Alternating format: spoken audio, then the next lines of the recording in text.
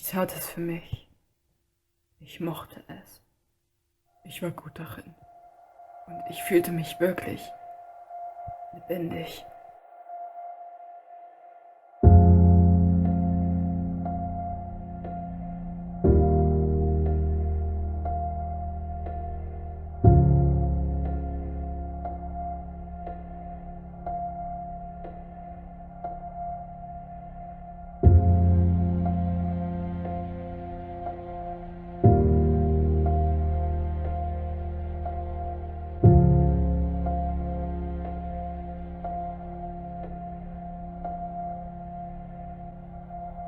Du willst jetzt mit deinem Nebenmann reden.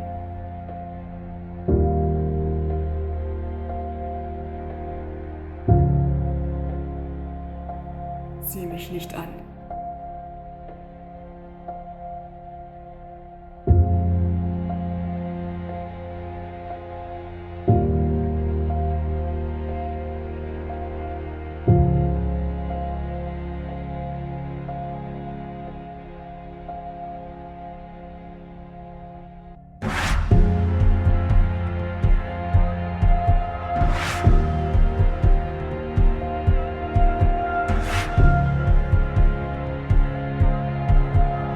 Du musst jetzt das Band der Überwachungskamera wechseln.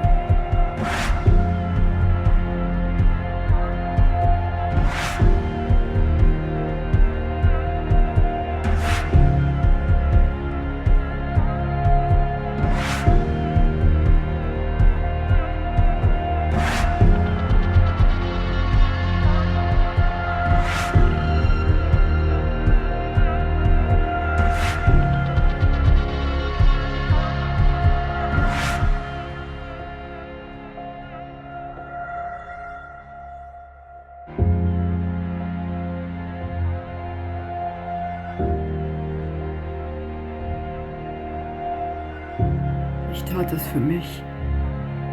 Ich mochte es. Ich war gut darin. Und das ist meine Geschichte.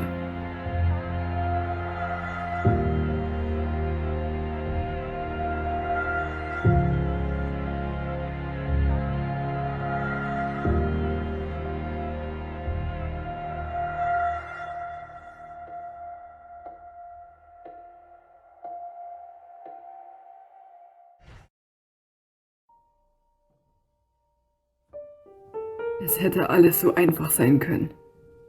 Ich hätte ein Junge sein können, der von seinem Dad jeden Morgen zur Schule gebracht wurde. Ich hätte ein Junge sein können, der mit seinen Freunden an den coolsten Plätzen herumhing und über die neuesten Smartphones diskutierte. Aber ich war nicht wie die anderen. Ich war schon immer anders.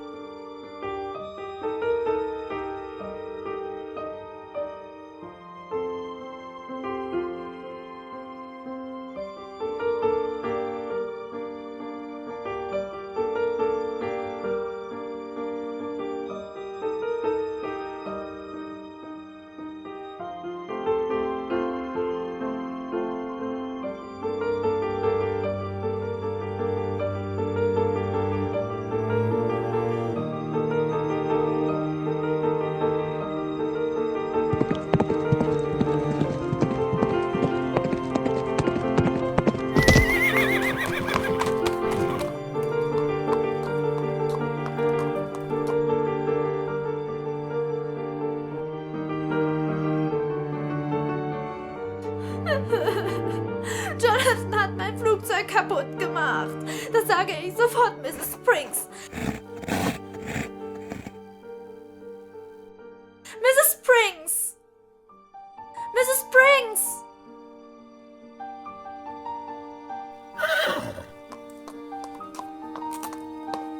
Jetzt kriegst du richtig Ärger, du Freak.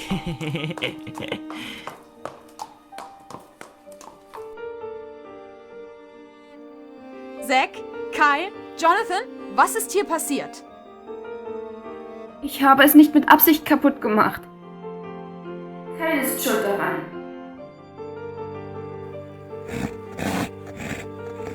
Kyle hat Jonathan geschubst und er ist auf mein Flugzeug gefallen. Junger Mann, was fällt dir ein? Was?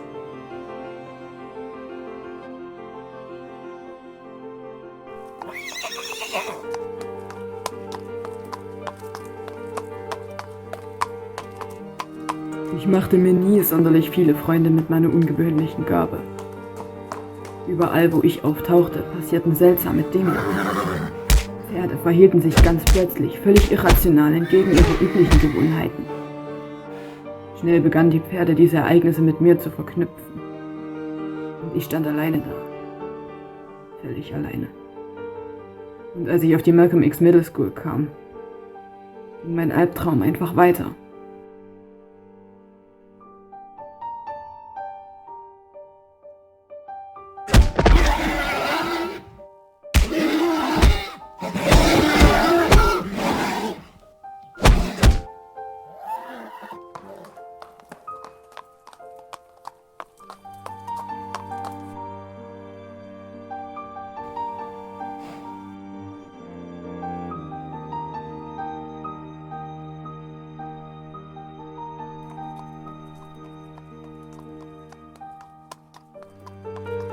Nur ein Pferd schien mich zu verstehen. Ihr Name war Layla. Entschuldigung, sorry. Ach was, kann doch jedem mal passieren. Es war das erste Mal, dass ich dieses Gefühl spürte. Layla und ich verbrachten seit diesem Tag viel Zeit miteinander. Durch sie fühlte ich mich zum ersten Mal in meinem Leben nicht wie der Freak, für den mich alle anderen hielten. Durch sie war ich zum ersten Mal in meinem Leben glücklich. Doch Glück, das war mir im Leben leider nicht vergönnt. Zumindest nicht für lange Dauer.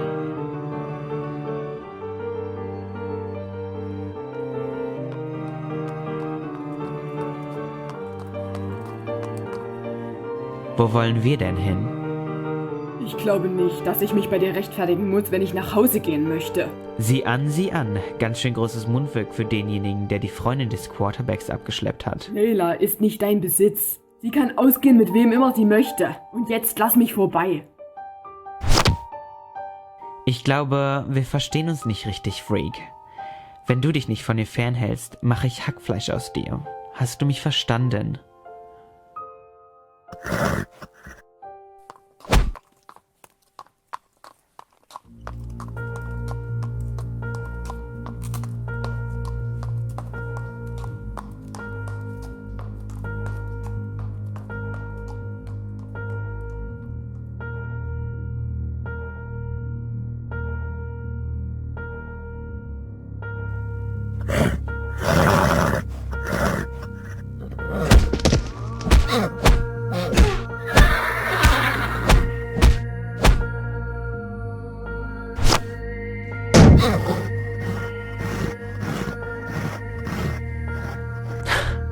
Du hast ja keine Ahnung, in was für Schwierigkeiten du steckst. Du kleines Arschgesicht. Ich hab dich gewarnt. Irgendwelche letzten Worte. Ich weiß genau, dass dein Leben genauso beschissen ist wie meines, Kyle. Oder ist es etwa schön, wenn die eigenen Eltern dich über die Ferien auf ein Internat schicken, weil sie keine Zeit für dich haben? Wenn sie dich nicht einmal an Weihnachten nach Hause holen? Halt's Maul! Egal, wie sehr du mir wehtust. Es wird deinen Schmerz nicht lindern. Ach, wirklich? Also ich finde, das fühlt sich unglaublich gut an.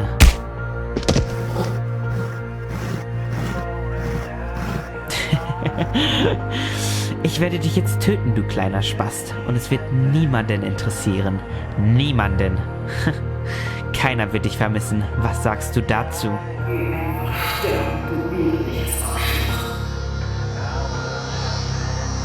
Kyle, was ist nur los mit dir?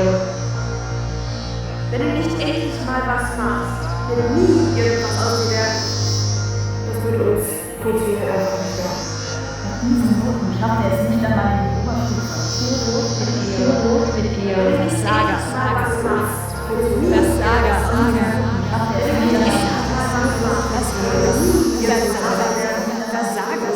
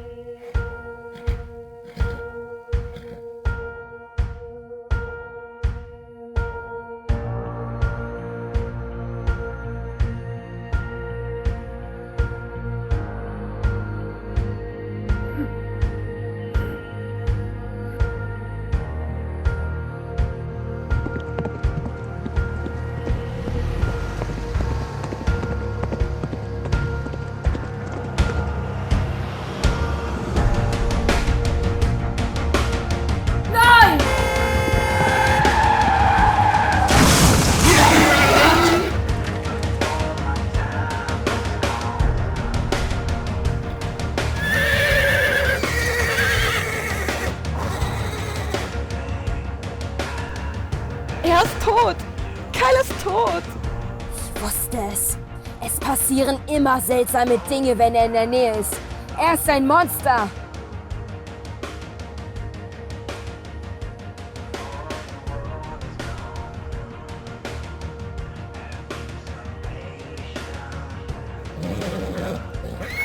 Na, warte du. Nein! Lasst mich in Ruhe!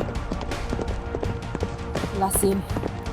Wenn er sich hier noch einmal wieder blicken lassen sollte, dann steche ich ihn höchstpersönlich an. Darauf kann er sich verlassen. Hast du gehört, Frank? Sie leiden und wagen es ja nicht, deine Visage noch einmal blicken zu lassen.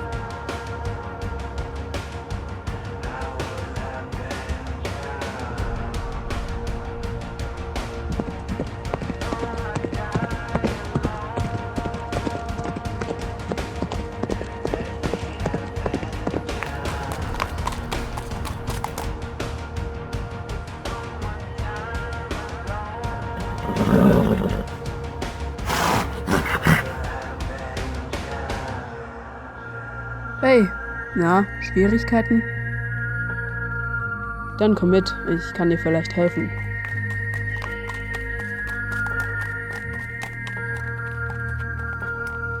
Meine Gabe ist ein Segen und ein Fluch, den ich nicht immer kontrollieren kann.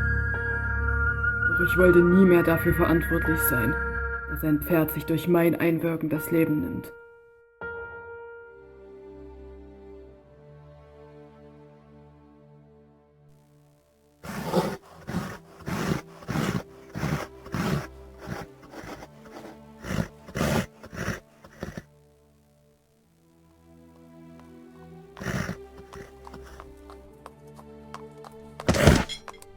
Oh. Rick. Hey, Rick. Steh auf. Rick. Yep, und du bist immer noch nicht meine Mutter.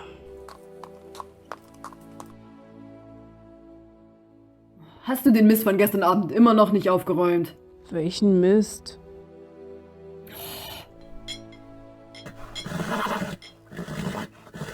Keine Ahnung. Kann mich nicht erinnern. Würde aber meinen gewaltigen Kater erklären. Das ist nicht dein Ernst. Du hast alles ausgetrunken? Das waren 2 Flaschen Wodka und ein ganzes Sixpack Bier.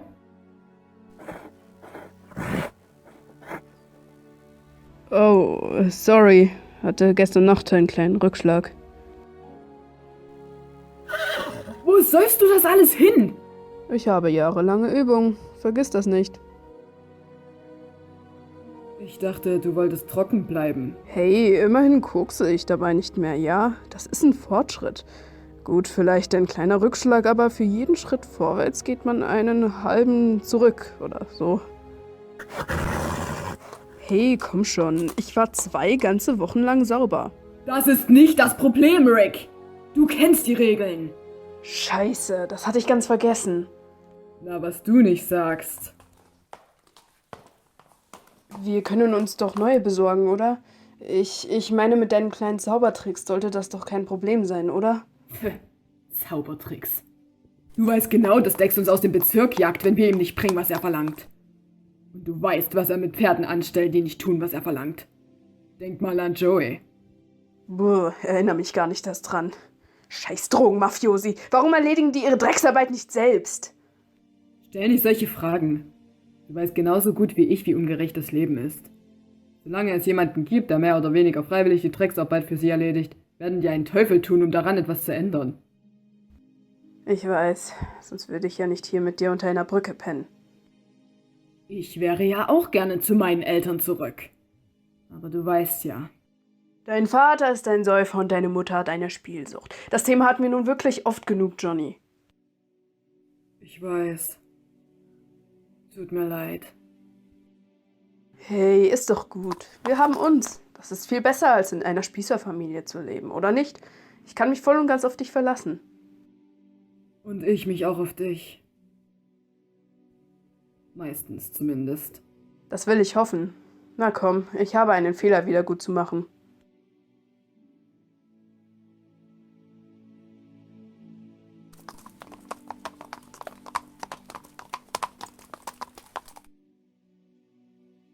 Eigentlich sollte ich da jetzt reingehen. Mit deiner Alkoholfahne erregst du mehr Aufmerksamkeit, als angebracht wäre. Sorry, Mann, ich nutze dich wirklich ungern aus, aber... Komm, lass stecken. Pass auf dich auf.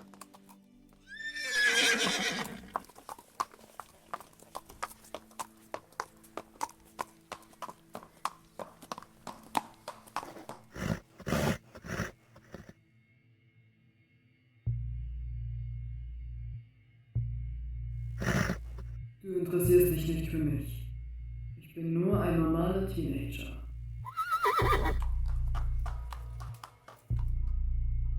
Jonathan? Jonathan Gray? Was? Hä? Jonathan, bist du's wirklich? Ich weiß nicht. Ausgerechnet jetzt. Sie sieht mir nicht in die Augen. Wie siehst du denn aus? Du warst ganz plötzlich nicht mehr auf der Schule. Was ist passiert? Mir geht's gut. Alles erste Sahne. Hat es was mit Kyles Tod zu tun? Nein. Nein. Es war einfach nicht so mein Ding. Die Schule oder was? Ja, genau, die Schule. Sieh mir endlich in die Augen. Sag nochmal, ich flehe dich an. Du hattest die allerbesten Noten, Jonathan. Du warst Jahrgangsbester. Was ist nur passiert?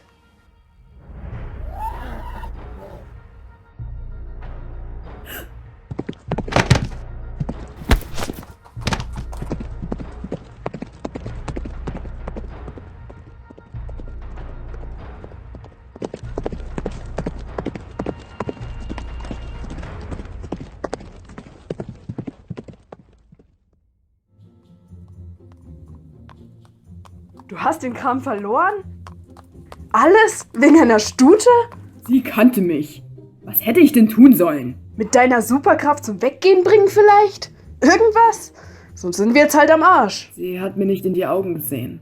Als könne sie es nicht. Wenn ich so recht darüber nachdenke, hat sie mir noch nie wirklich in die Augen gesehen. Ist ja nicht zu fassen. Da rennt Klein Johnny das erste Mal ein heißes Schnittchen über den Weg und schon lässt er alles sausen. Soll ich dir vielleicht Nachhilfe im Thema Liebe geben? So Bienchen- und Blümchen-mäßig? Dann kannst du sie das nächste Mal gleich vom Fleck abschleppen, du Held der Nation. Nee, danke. Ich passe. Einfach wegrennen, wenn die Liebe des Lebens vor einem steht. Typisch.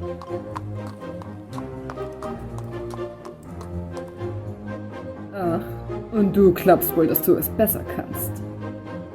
Worauf du einen lassen kannst.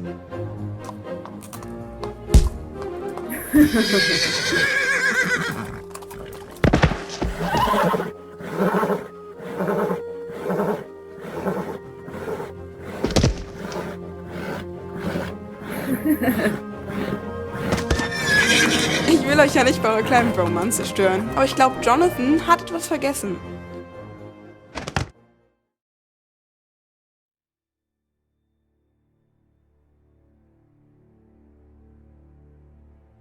Oha. Was machst du denn hier? Ein Danke hätte mir auch gereicht. Hat eine Weile gebraucht, um den Verkäufer zu überzeugen, dass du die Sachen aus Versehen umgestoßen hast, weil ich mit dir Schluss gemacht habe. Ihr wart zusammen? Echt jetzt? Was möchtest du dafür? Es reicht mir schon, wenn du mir versprichst, nicht wieder zu klauen, Jonathan. Ich würde lügen, wenn ich dir das verspreche. So läuft es hier draußen nun mal. Fressen oder gefressen werden. Und warum sucht ihr euch keine Arbeit? Warum geht ihr nicht zur Schule? Es gibt Dinge, die nicht jeder wissen muss, Layla. Unterschrieben. Kann ich kurz mit dir sprechen? Alleine? Klar.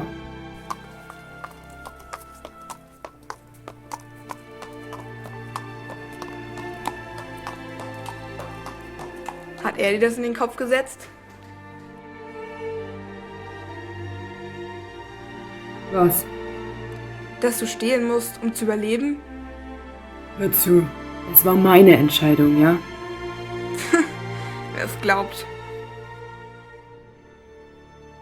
Layla, Sieh mich an. Ich glaube dir kein Wort. Sieh mich an, Layla.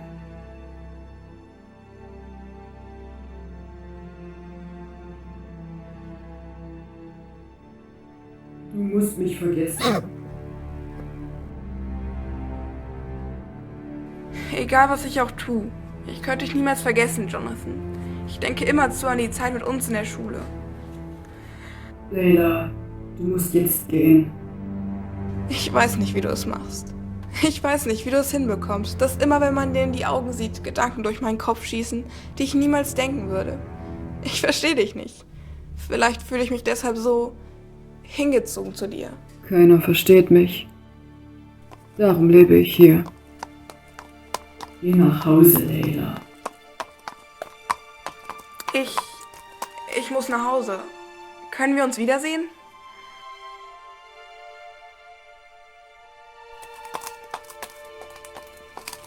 So gerne ich würde. Hast du eine Handynummer? Dann schreibe ich dir.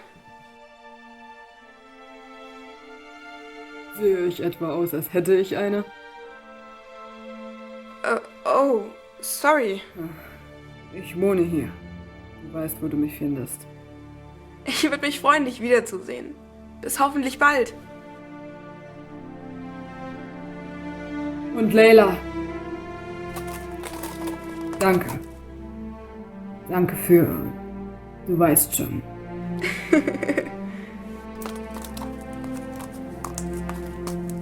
Bis heute weiß ich nicht, was mich damals so an ihr fasziniert hat. Wahrscheinlich sehnte ich mich einfach danach, ihr mein dunkles Geheimnis anzuvertrauen. Ich wollte sie an meiner Seite wissen, dass sie mich für meine merkwürdige Gabe liebte, wie ich eben war. Ich würde es ihr sagen müssen. Früher oder später.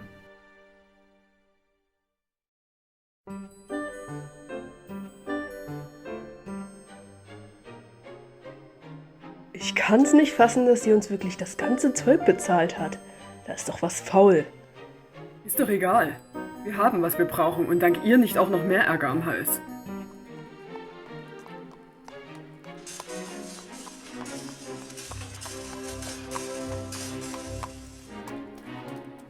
Ja, aber ich sag's dir. Jeder hat seinen Preis. Wart's nur ab. Ach, Rick. Du musst nicht neidisch auf sie sein. Neidisch? Ich? Auf die? Pff, du spinnst wohl.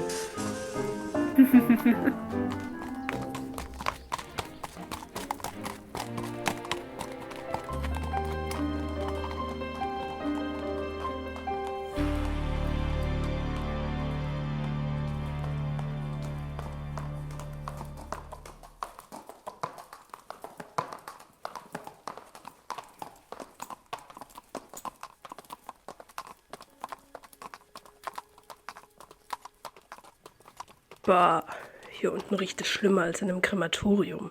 Außerdem jagt es mir jedes Mal einen kalten Schauer den Rücken runter, wenn ich daran denke, woher der Gestank kommt.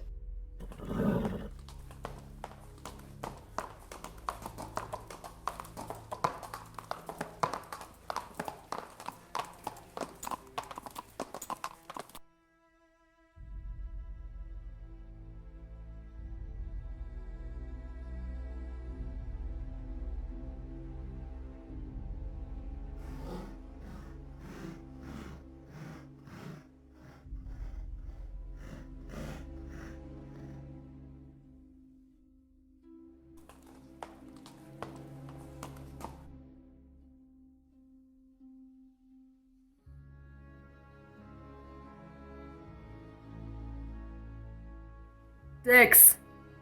Wir haben den Kram besorgt. Kerzen, Alkohol und Toilettenreiniger. Wir haben nicht vor, lange zu bleiben, also... Ab. Nicht so hastig. Wo wollen wir denn hin?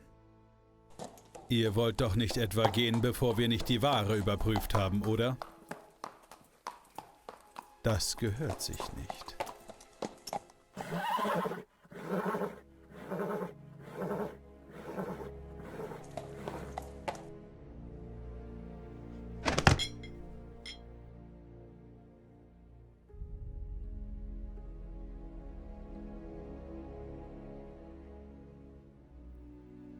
Sieht so aus, als wäre alles da. Aber ich hatte euch heute früh bereits erwartet. Was ist euch denn so Wichtiges dazwischen gekommen?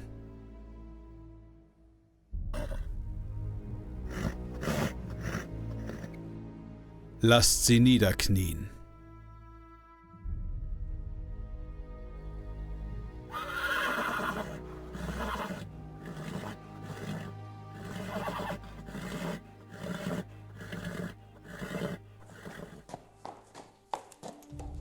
Redet gefälligst, oder ihr beide werdet heute Nacht die Spielzeuge von ein paar einsamen Hengsten, die oft sehr große Langeweile haben. Und das willst du doch nicht, Jonathan. Oder etwa doch? Oder hast du wieder vor, deinen Hundeblick aufzulegen?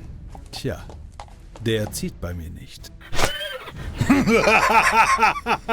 Es war nicht seine Schuld. Ich hatte einen Rückschlag. Deshalb mussten wir neue Sachen besorgen. In einem Supermarkt. Darum haben wir so lange gebraucht. Sorry. Und? Hat jemand davon Wind bekommen? Lasst sie gehen. Immerhin haben sie alles gebracht, was wir gebraucht haben.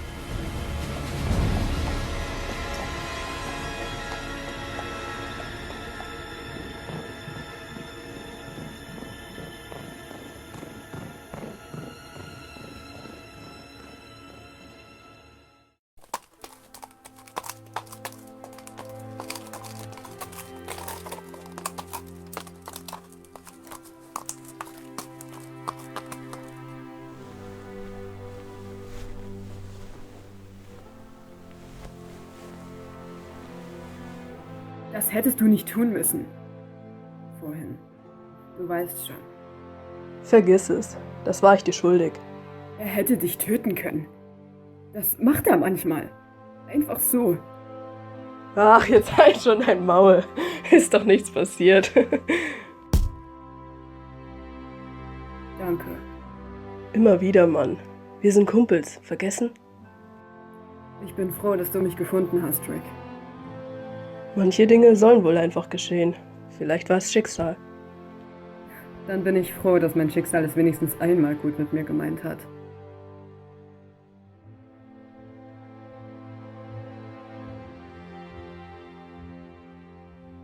An den darauffolgenden Wochen kam Layla zu Besuch.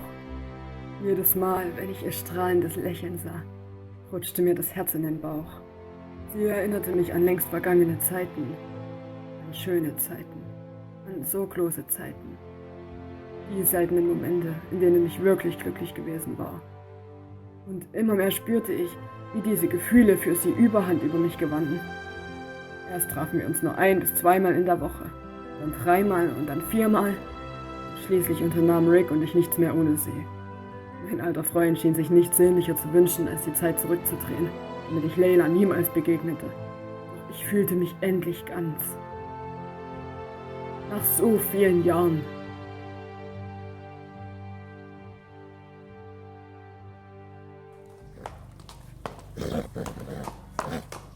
Schafft den Müll endlich raus. Hier drin sieht es schlimmer aus als in Chesters Karre. Haltet die Schnauze und macht hinne. Thomas wartet nicht gerne.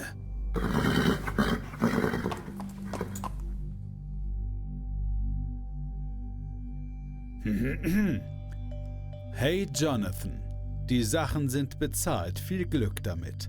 Nutze diese Gelegenheit, um ein besseres Pferd zu werden. Liebe Grüße, Layla. PS, ich hoffe, wir sehen uns bald wieder.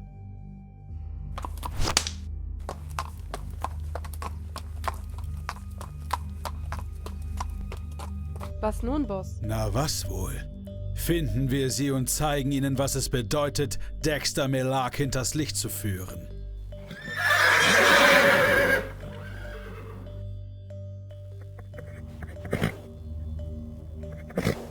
Er hat mich angelogen.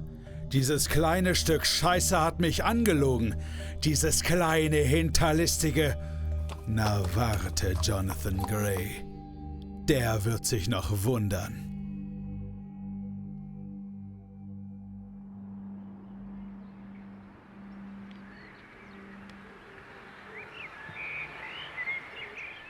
Ich liebe diesen Himmel.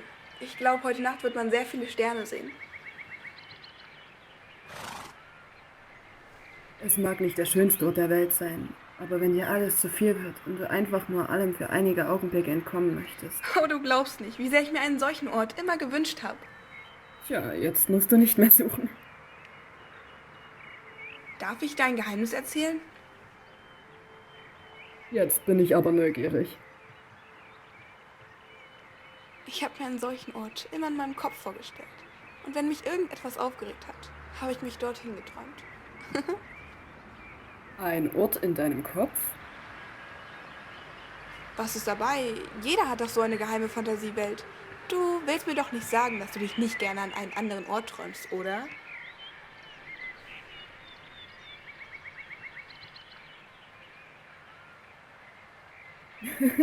Hey!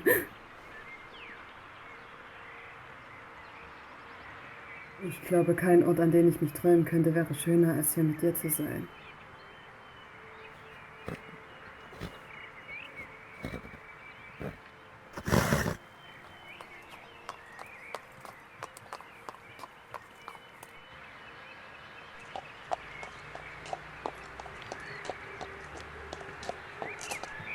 Johnny, was ist? Was hast du denn?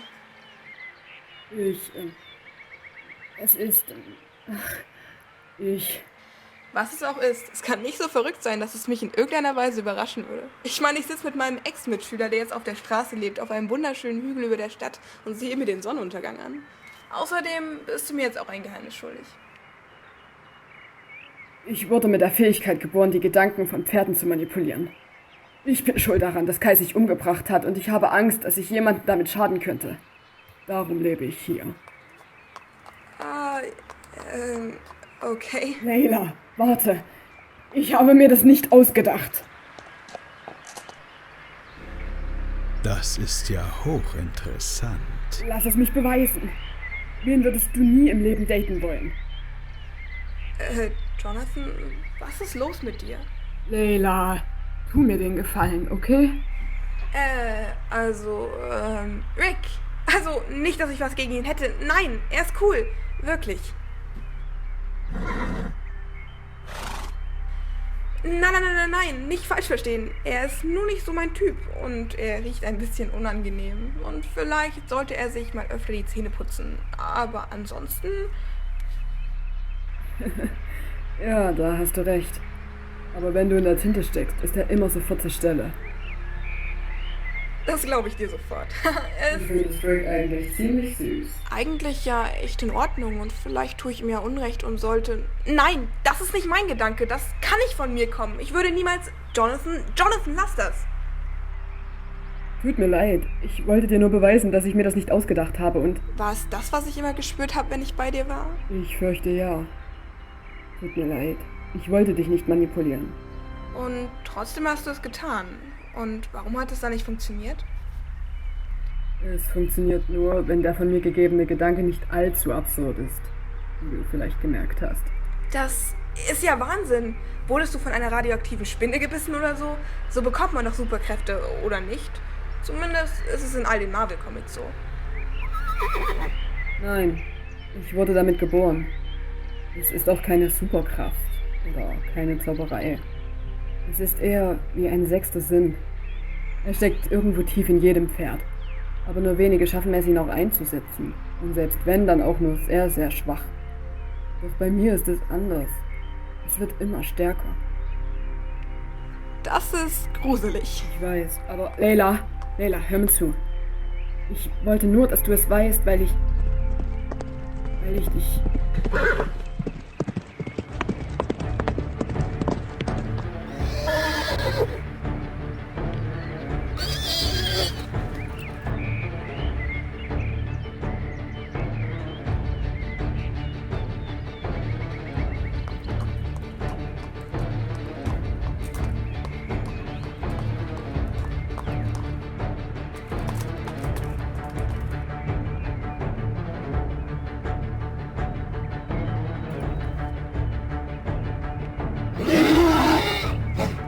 Scheiße! Jonathan!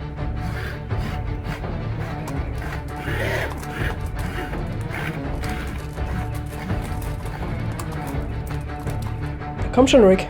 Worauf wartest du noch? Rette sie! Nein, nein, ich kann nicht. Sie sind in der Überzahl. Wenn sie mich auch erwischen, ist es aus. Dann war's das. Ich fürchte, ich muss Hilfe holen.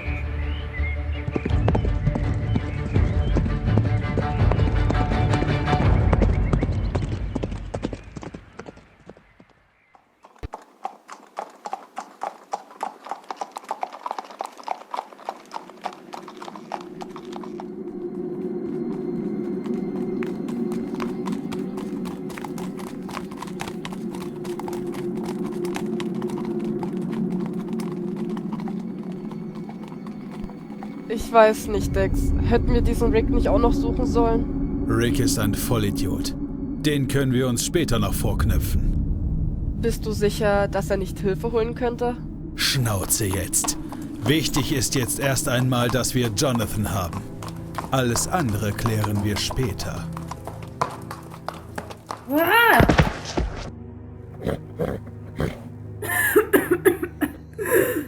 Was wollt ihr von mir? Eigentlich wollte ich dir den Hals aufschlitzen, weil du mich angelogen hast, du kleiner Scheißer. Aber jetzt hat sich herausgestellt, dass du mir vielleicht sehr nützlich werden könntest. Wie sollte ich dir denn nützlich sein? Verkauf mich nicht für dumm.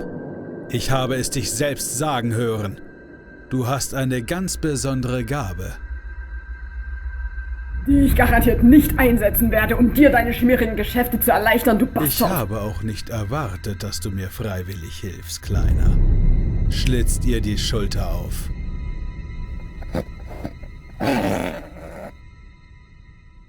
Nein! Nein, bitte tut mir nichts. Gebt euch mal diesen jämmerlichen Wicht. Erbärmlich. Nein!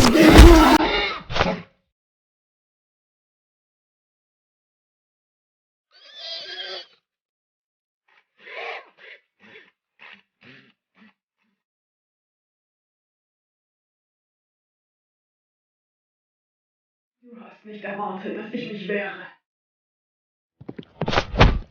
Komm mit! Beeil dich! Warte. Es fängt doch gerade an, wirklich interessant zu werden. Es gibt nur einen Weg nach draußen, aber 1000 Wege, die dorthin führen. Spart euch eure Kräfte.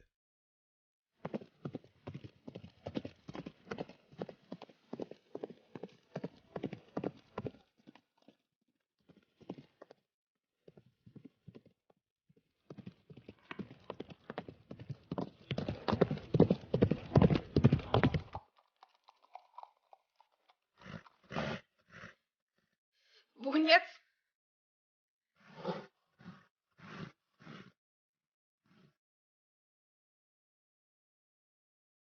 Links!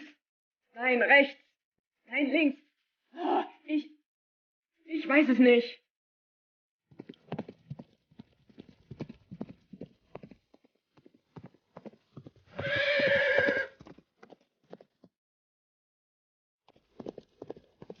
Licht! Da hinten ist Licht! Wir haben es geschafft, Layla!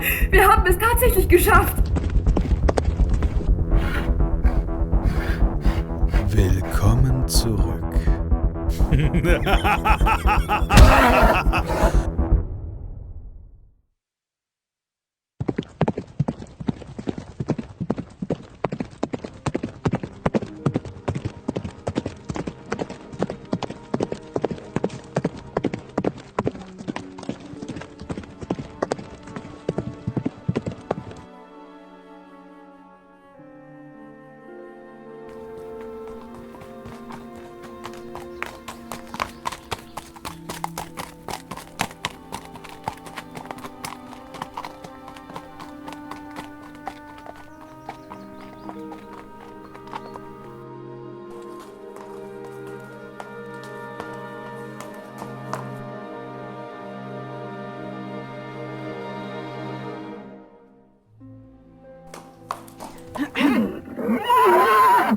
Wie kannst du es wagen, hier aufzukreuzen, du Satansbraten?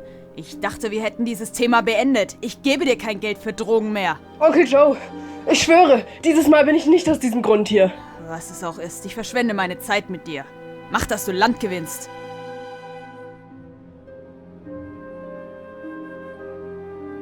Onkel Joe, jetzt warte doch. Es ist mein Freund, Jonathan. Er wurde entführt. Freund? Haben wir jetzt also auch noch das Ufer gewechselt? Joseph Lester Jefferson, hör mir bitte zu. Jonathan wurde von Dexter Millark entführt, der rechten Hand von Thomas Sullivan, dem größten Drogenboss der Stadt. Den willst du dir doch nicht durch die Lappen gehen lassen. Wieso sollte ich dir trauen, du kleines Scheusal? Nach allem, was du deiner Mutter nach dem Tod deines Vaters mit deinem riesigen Ego und deiner Unvernunft angetan hast? Du hast sie in den Ruin getrieben. Nach dem Tod deines Vaters wäre deine Mutter auf der Straße gelandet, wenn ich mich nicht um sie gekümmert hätte. Es geht um meinen Freund, okay? Ich würde mich am Hals aufhängen lassen, damit er in Sicherheit ist. Und jetzt setz deinen Bürokratenarsch endlich in Bewegung und tu was!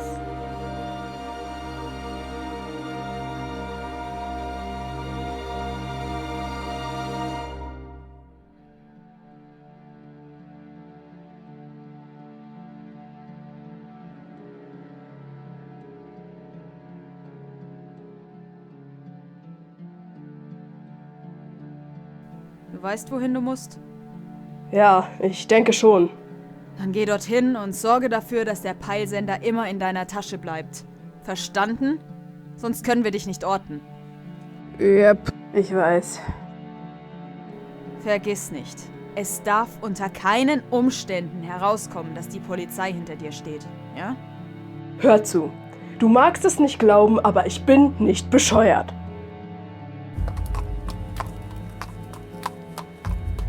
Es geht um deine eigene Sicherheit, Rick Jefferson.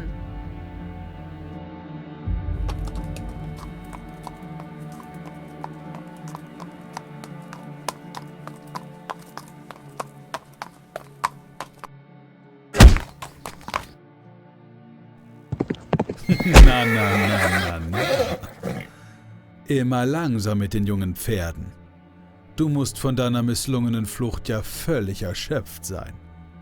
Ruh dich aus. Fahr zur Hölle, Dexter!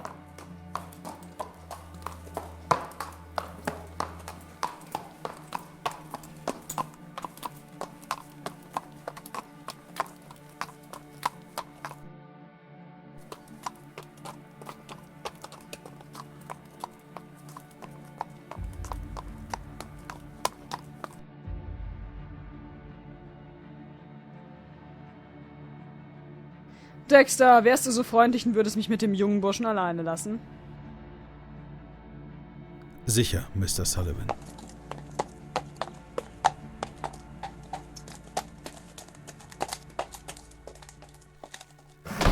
Anna, keine Angst, Bürschchen! Was wollen Sie von mir? Soll ich mit meiner Fähigkeit etwa irgendeine Ihrer Drecksarbeiten erledigen? Oder schlimmer, jemanden für Sie umlegen? Ruhig Blut, Kleiner. Denk doch nicht gleich an das Schlimmste. Hör dir doch lieber erst einmal an, was ich zu sagen habe. Was wollen Sie? Ja, ich will bloß einen kleinen Deal aushandeln, nur zwischen guten Bekannten. Sie wissen überhaupt nichts von mir. Sagen wir, ich beobachte dich schon länger, als du vielleicht annimmst und bin demnach mit deinem kleinen Geheimnis bereits vertraut. Da ich aber selbst bereits die Erfahrung gemacht habe, dass das Manipulieren von Gedankenfrequenzen nur funktioniert, wenn man anderen in die Augen blickt, habe ich, du verzeihst, mit dieser Schutzbrille vorgesorgt, dass du nicht auf dumme Gedanken kommst. Aber woher? Und weißt du, was das Tolle daran ist? Das gilt nur für dich. Mich behindert diese Brille in keinster Weise.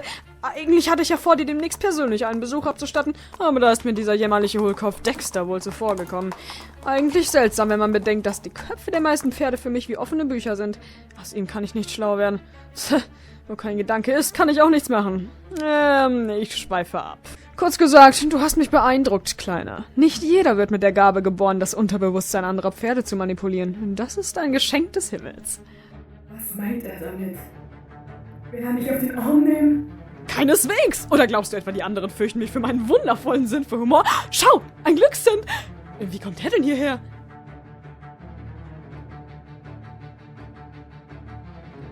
Ein Gedankenleser. Ich wusste nicht, dass es noch mehr Pferde wie mich gibt. Tja, es scheint vieles zu geben, was du noch nicht weißt. Im Grunde genommen lässt es sich so erklären, dass jedes Pferd auf 5 verschiedenen Frequenzen denkt. Nennen wir es Mindsets. Ich schaffe es, auf die obersten 4 zuzugreifen und du? Du hast offensichtlich auf die Frequenz des Unterbewusstseins Zugriff, die ich bisher nach jahrelangen Studien und Meditationen noch immer nicht erreichen konnte. Stell dir nur vor, welche Macht wir erreichen könnten, wenn wir uns zusammentäten. Welch Reichtum, welch Wohlstand.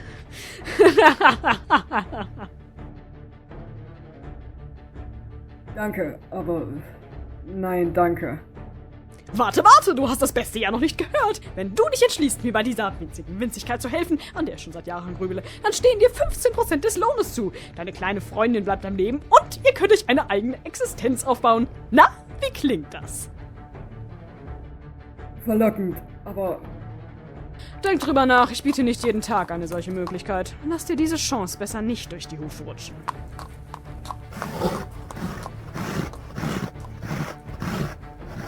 was müsste ich tun? Ach, es wäre nur ein kleiner Einbruch ins Quartier des Geheimdienstes, um ein paar Mitarbeiterlisten von einem Computer zu kopieren. Nichts von großer Bedeutung. Wenn es nicht von großer Bedeutung wäre, würdet ihr mich nicht um Hilfe bitten. Jesus Maria. Du bist fix. Das gefällt mir.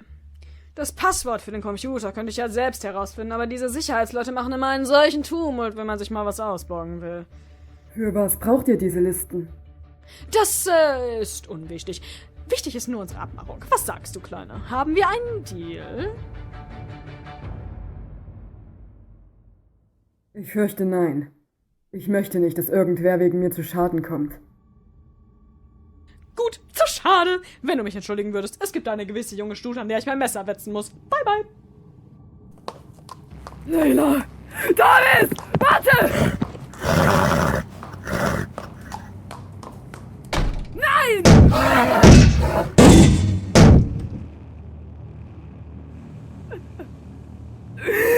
Ich nehme ihn an. Zu spät, der Deal ist geplatzt. Vielleicht überlege ich es mir ja später noch einmal anders. Wenn du Glück hast. Denk drüber nach. Thomas!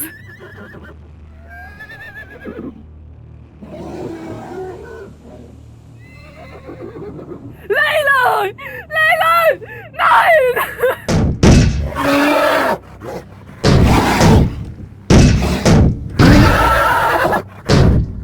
Lass ihn in Ruhe, du Mistkerl! Layla! Thomas! Ich nehme den Deal an! Ich nehme ihn an! Ich nehme ihn an! Ich nehme an! Ich nehme ihn an!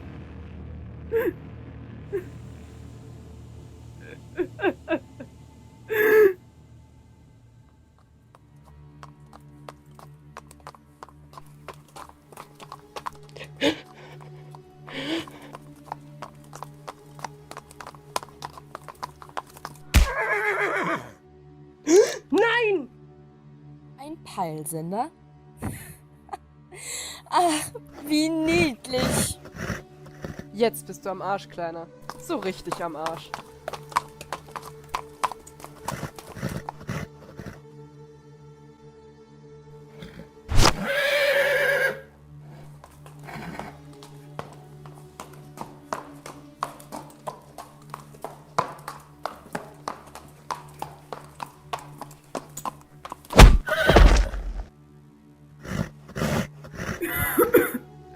Layla! Wie geht es dir? Oh, Himmels Willen, was haben sie mit dir angestellt? Ich habe Angst, Jonathan. Ich bin hier, Layla. Ich bin hier.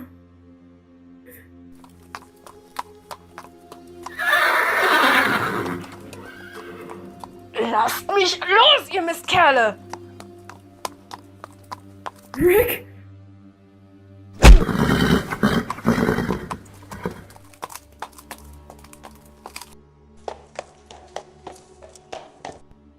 Der kleine Drecksack hat versucht, die Bullen zu uns zu führen. Er hatte einen Peilsender dabei.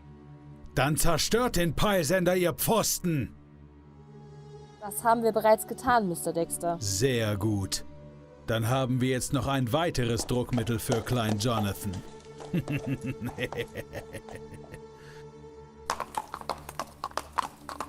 Sorry, Leute. Ich hab's versaut. Du hast es versucht. Knapp vorbei ist aber auch daneben. Und was machen wir jetzt? Ich muss Thomas wohl oder übel helfen. Ich weiß zwar nicht, was die von dir wollen, aber eins weiß ich ganz genau. Du darfst ihnen niemals trauen. Niemals. Aber sonst töten sie uns. Okay, das ist ein gutes Argument. Jonathan, du musst ihnen helfen. Ich habe mir geschworen, dass nie wieder ein Pferd wegen mir zu Schaden kommt. Koste es, was es wolle. Ihr wisst, was damals passiert ist. Das mit Kyle. Ich bin ein Monster. Ich kann das nicht tun. Du bist kein Monster. Was redest du da? Ich will das nicht tun, Rick. Ich will nicht.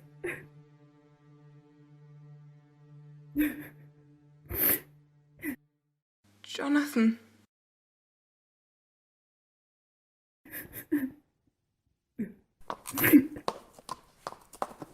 Oh, Jonathan.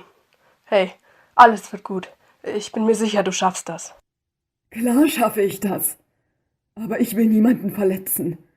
Und du weißt, wie unberechenbar es wird, wenn ich aufgeregt bin.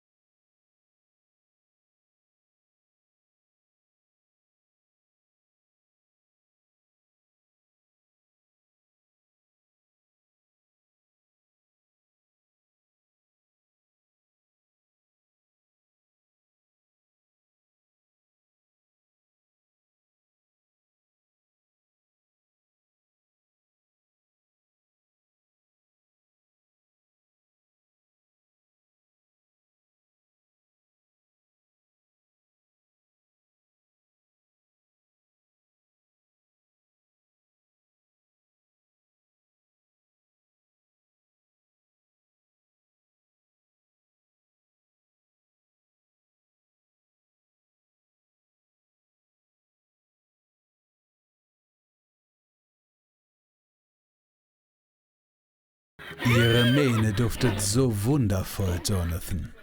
Kein Wunder, dass du so scharf auf sie bist.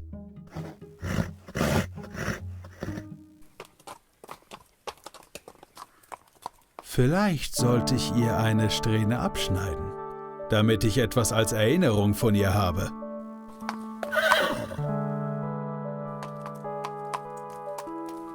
Dexter! Wenn du glaubst, dass du bei dieser Aktion nicht ersetzlich bist, dann hast du dich geschnitten. Also hör gefälligst damit auf, ihn zu provozieren und ähnliche Spatzen hören. Wir haben eine Mission, vergessen? Nein, Thomas. Nur von Idioten umgeben.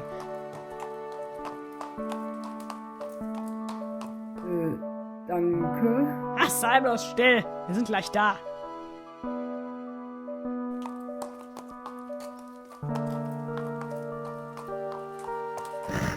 Ich behalte dich im Auge, Kleiner. Hier ist es. Konzentration jetzt. Ich zeige euch den Weg. Vertraut mir einfach und das wird ein Fohlenspiel. Jonathan, du weißt, was du zu tun hast.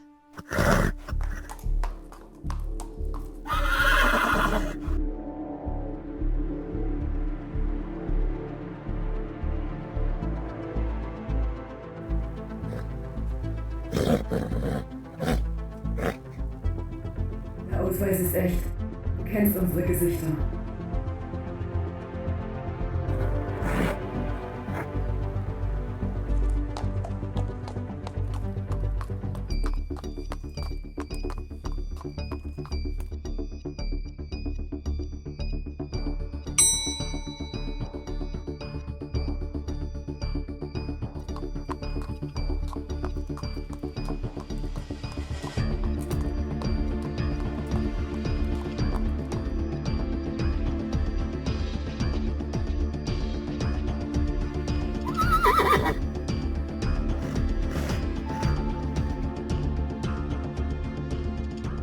Mitarbeiter. Guten Tag. Tag.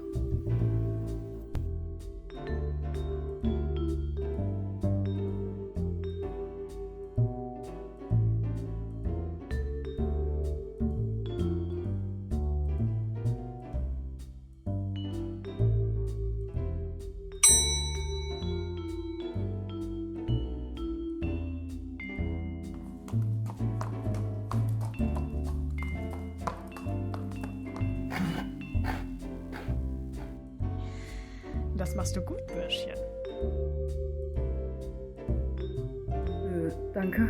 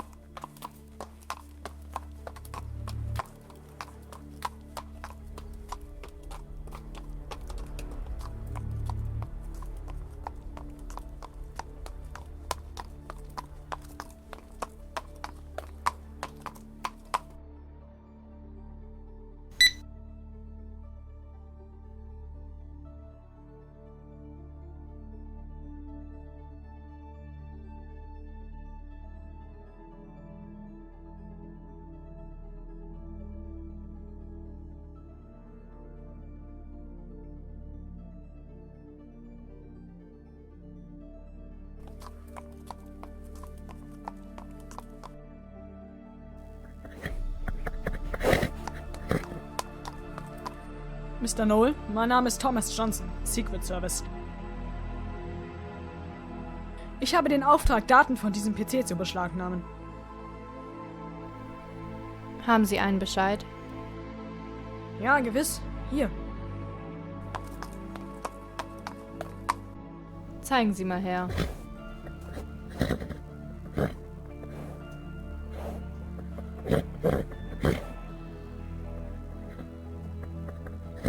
Der ist fake. Wie lautet das Passwort für den PC? Vergessen Sie's, das sage ich Ihnen nicht. Jonathan! Wie lautet das Passwort?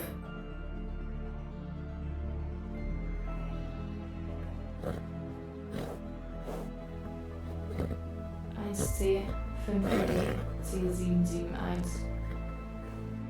Danke, das reicht schon.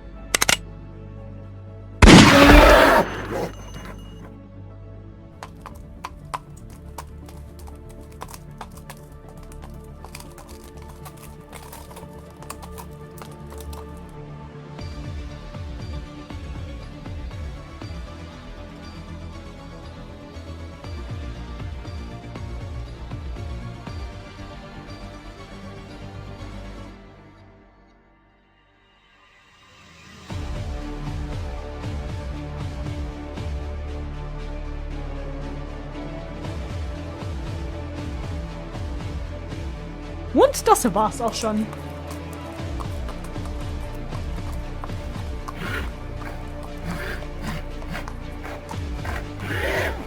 Sie haben ihn erschossen. Er ist tot.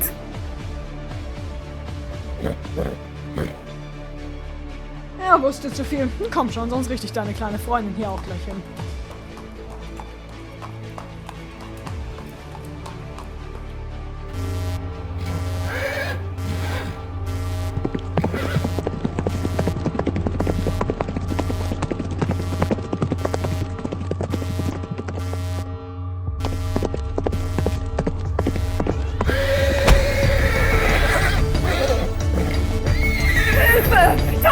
Hilf mir!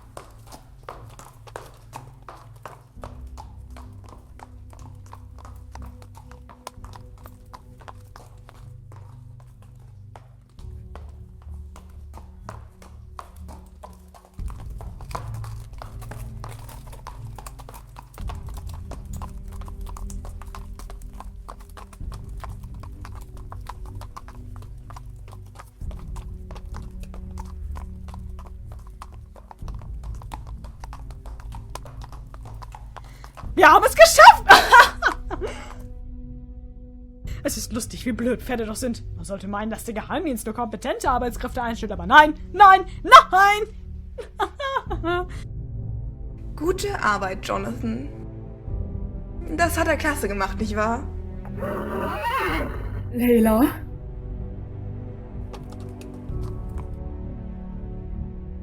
Das hat er in der Tat, meine Kleine. Das hat er wirklich.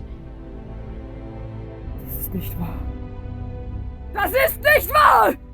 Was für eine talentierte Schauspielerin, oder? Ich bin sehr stolz auf sie.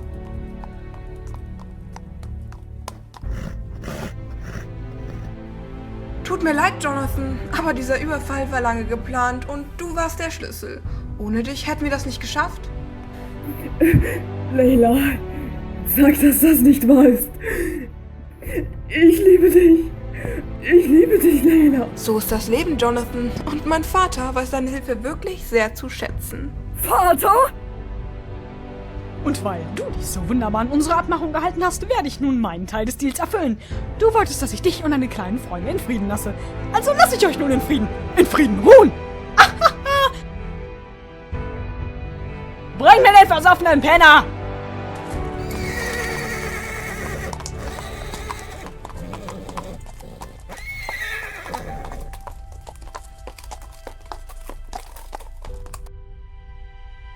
Das war nicht der Deal.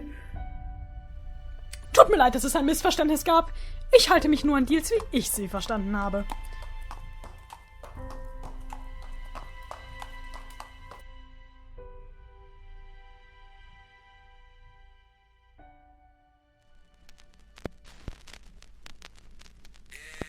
It's not easy having yourself a good time. Greasing up those beds and feathers, watching out the Scheiße, Jonathan. Ich dachte, die lassen uns gehen. Die haben mich benutzt. Du hattest recht. Ich hätte ihnen nicht trauen dürfen. Weißt du, Layla, ich hab dich eigentlich sogar gemocht. Zu schade, dass du so eine hinterfotzige Bitch bist. Ich habe viele Lügen erzählt, aber als ich über dich gesprochen habe, habe ich die Wahrheit gesagt, du ekelhafte Stinkmorchel. Und?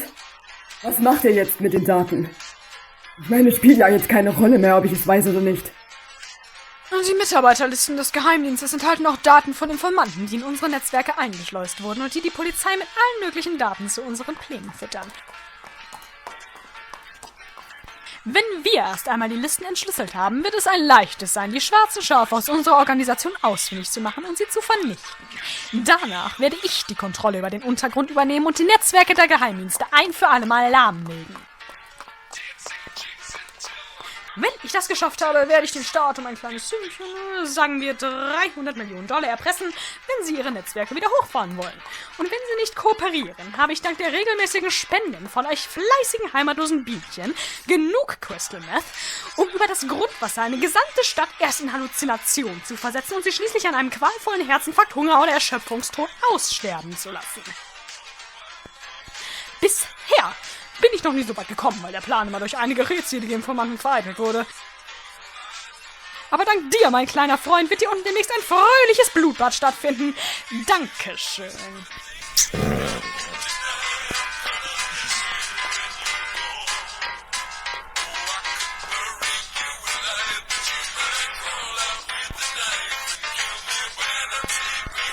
That's why I can't decide whether you should live or die. Sorry, ich liebe dieses Lied. Du bist wahnsinnig. Bin ich das? Ups! Freak!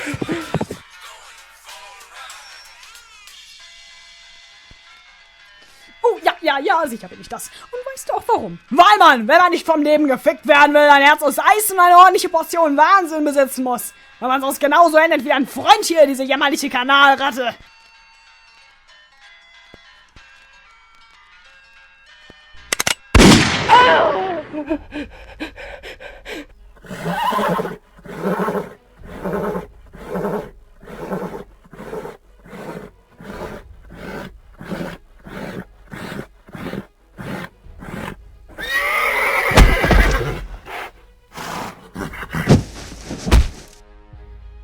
Hör auf, den Helden zu spielen, Kleiner. Du bist ein Niemand.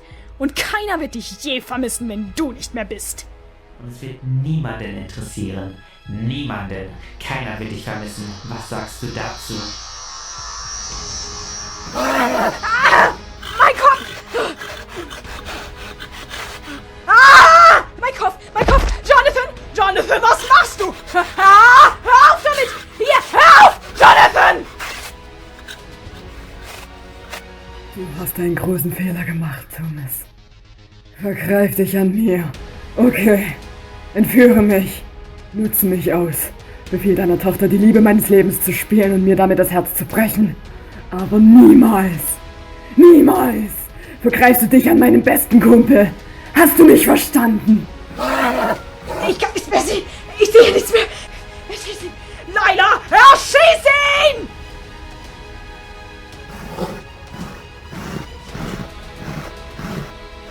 Leila!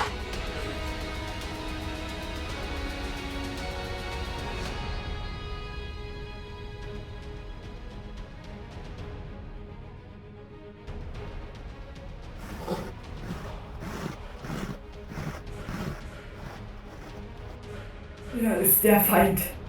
Erschieße ihn.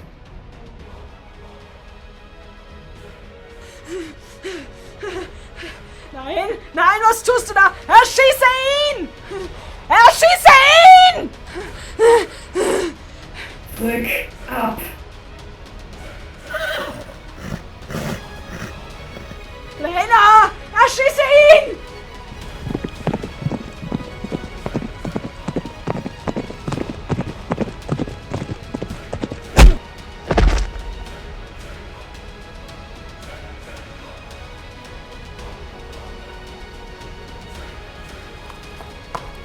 Dexter?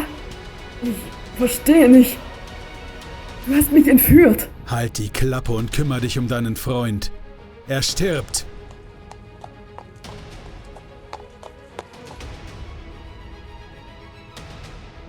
Ich bin ein Monster, Rick. Nein.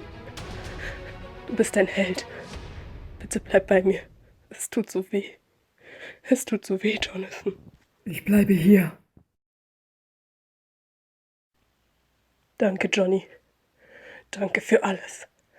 Wir sehen uns, wo auch immer die Sonne wieder aufgeht.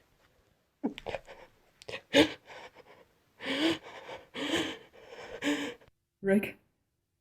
Rick, nicht einschlafen. Bleib wach. Du musst wach bleiben. Rick!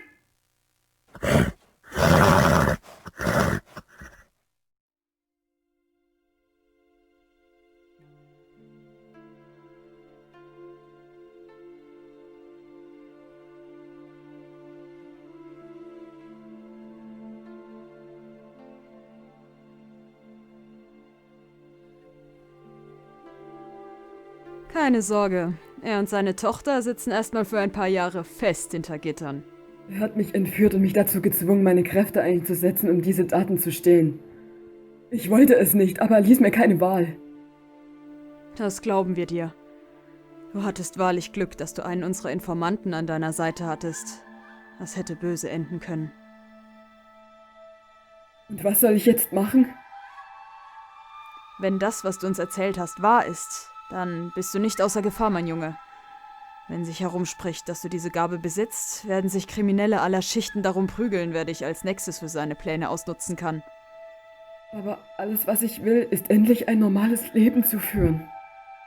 Das kann ich dir leider nicht versprechen, Kleiner, aber ich könnte dich für das Zeugenschutzprogramm registrieren. Zeugenschutzprogramm? Neue Identität, neue Stadt. Du hättest dein eigenes Haus und könntest dir eine Existenz aufbauen. Fernab von allen Sorgen. Das klingt ganz nett. Aber alleine? Wenn du jemanden hast, dem du 100%ig vertrauen kannst und dem es nichts ausmacht, von der Bildfläche zu verschwinden. Oh, nein, nein, nein, nein. Ich weiß, was du jetzt denkst. Captain, könnte ich kurz mit dem Jungen sprechen? Ich muss ein paar Dinge mit ihm klären. Ich überlege es mir, okay? Aber eigentlich müsste ich diesen kleinen Satansbraten für immer wegsperren.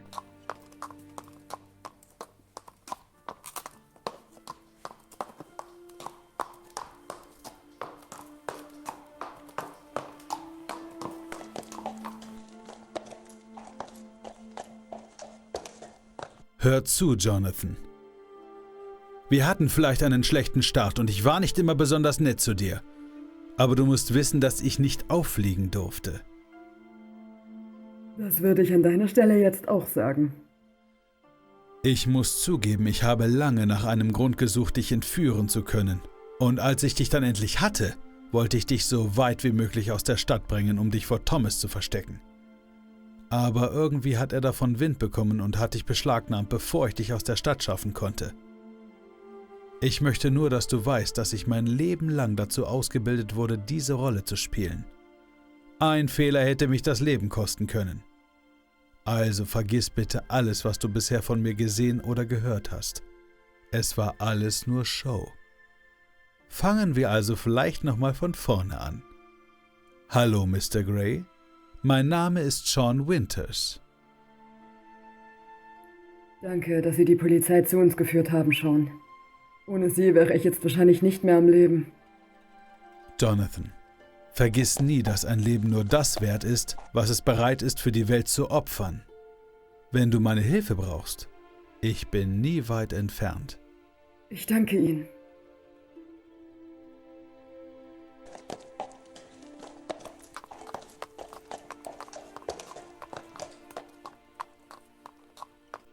Jonathan, kommst du? Ich glaube, ich habe gute Neuigkeiten.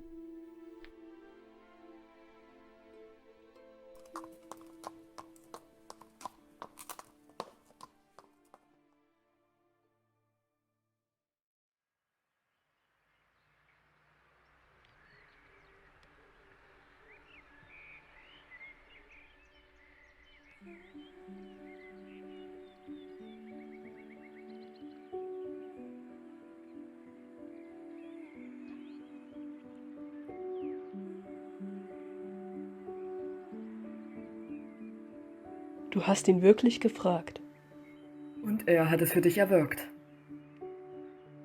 Du bist unglaublich. Was meinst du? Du weißt ganz genau, was ich meine. Mein Onkel würde mir niemals 2 Gefallen innerhalb eines Tages tun. Und ich weiß ganz genau, wie du es angestellt hast, du alter Schuft. Harte Zeiten fordern harte Maßnahmen. Oder wie denkst du darüber?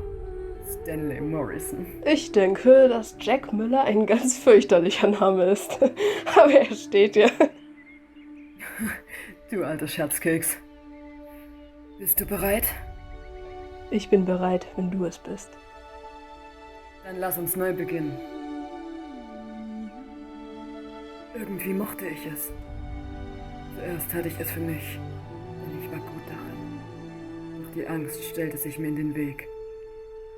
Und nun kann ich endlich alles hinter mir lassen. Und leben.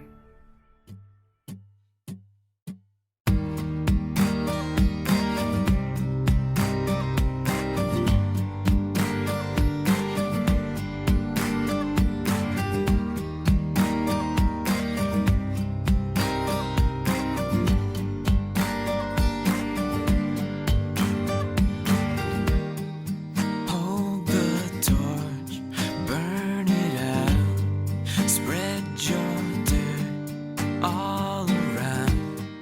Finding our fears are inside out.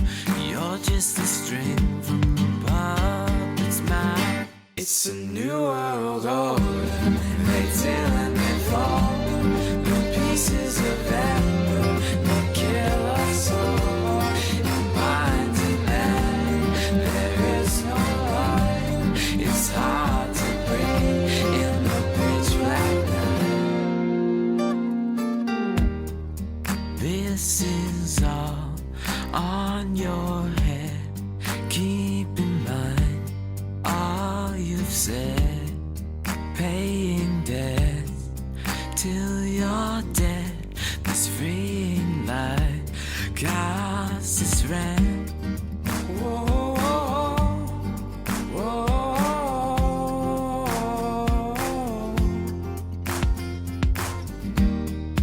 Lift 'em up for a light.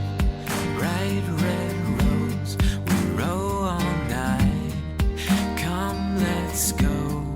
Change again. The skin is old and we got men. It's a new world order. They tell and they fall. The pieces of amber that kill us all. In minds and men, there is no light. It's hard to breathe in the pitch black night.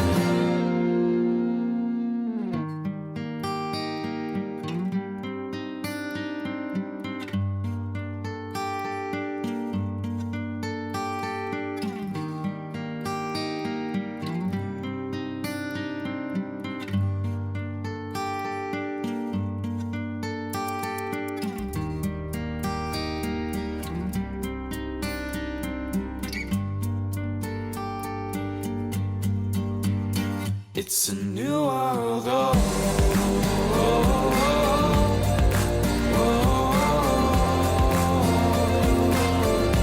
It's a new world order.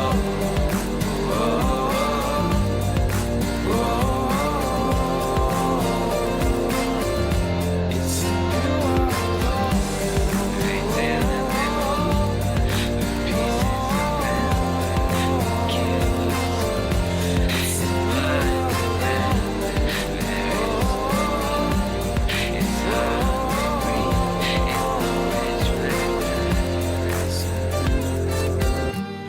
They tell and they fall. The pieces of amber kill us.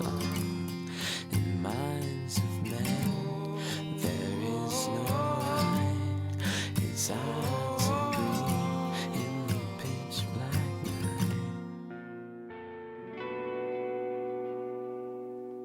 Hit the road, Jack, and don't you come back no more, no more, no more, no more. Hit the road, Jack, and don't you come back no more.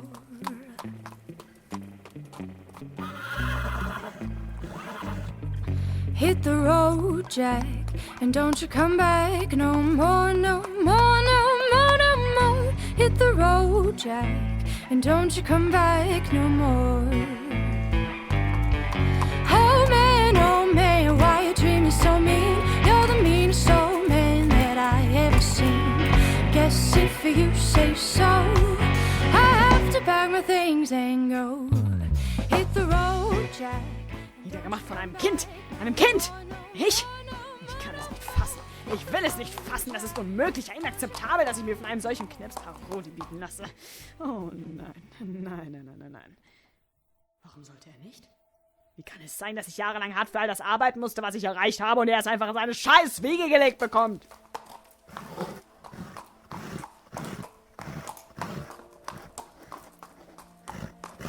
Ich habe so viel geopfert, so viel verloren, was ich sicher glaubte. Du konntest ihn nicht beschützen. Harriet, du hast dein Versprechen nicht gehalten. Harriet! Ich hole dich da raus, Baby. Versprochen. Sie hat sich auf dich verlassen und du hast eure Tochter nun auch noch mit in den Abgrund gerissen. Das ist nicht wahr!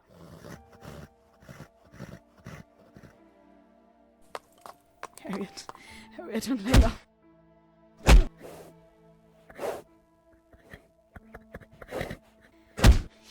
Hole dich, Harriet!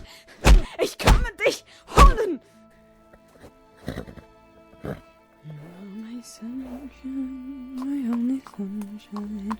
You make me happy when skies are grey. You never know, dear, how much I love you. Please don't take my sunshine away.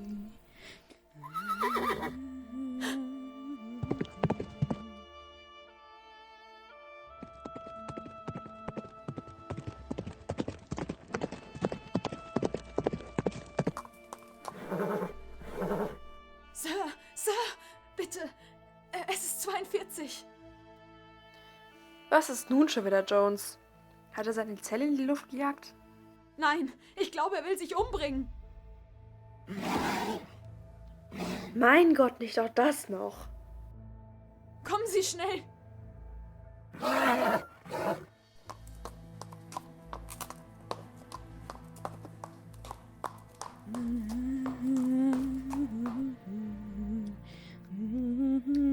Himmelherrgott, was für ein Spinner.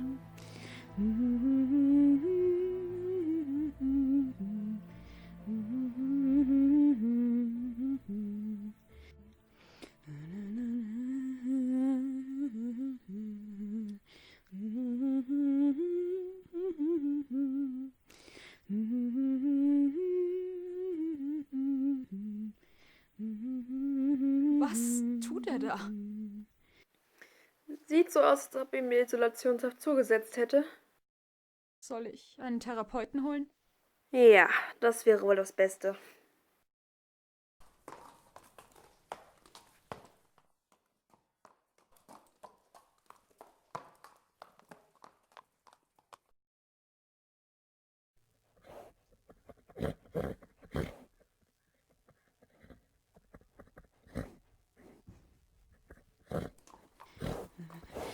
Nein, ich habe es versprochen. Wohin sind da? Reiß sie ein, wo Pferde sind da? Schieß!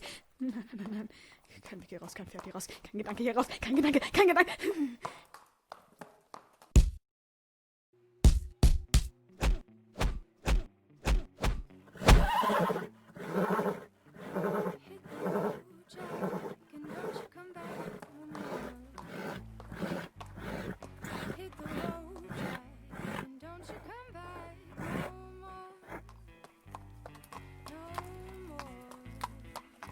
Es ist hart, wenn die Geliebte so nah und doch so fern ist, nicht wahr? Wenn man täglich nur an sie denkt und sie die Gefühle einfach nicht erwidern kann. Nick.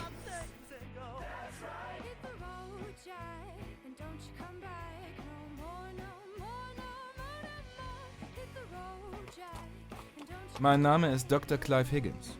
Sie haben meinen Namen sicherlich schon das ein oder andere Mal im Zusammenhang mit bahnbrechenden Behandlungsmethoden in der Neuromedizin gehört. Wie auch immer. Sie scheinen Ihre Frau zu vermissen.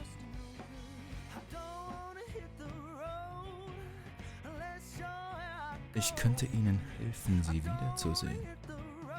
Vorausgesetzt, Sie entscheiden sich dazu, mir als kleine Gegenleistung bei einem Problem zu helfen, das ich nicht alleine lösen kann. Sie verstehen? Was genau planen Sie zu tun? Helfen Sie mir und ich hole Sie, Ihre Tochter und Ihre Frau hier raus.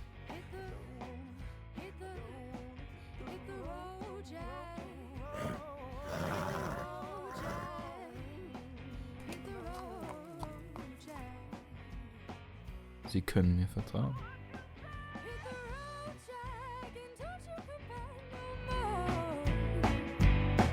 Hit the road, Jack, and don't you come back no more. Hit the road, Jack, and don't you come back no more. Hit the road, Jack, and don't you come back no more. Hit the road, Jack. Hit the road, Jack. Hit the road, Jack. Hit the road, Jack. Hit the road, Jack. Hit the road, Jack. Hit the road, Jack. Hit the road, Jack. Hit the road.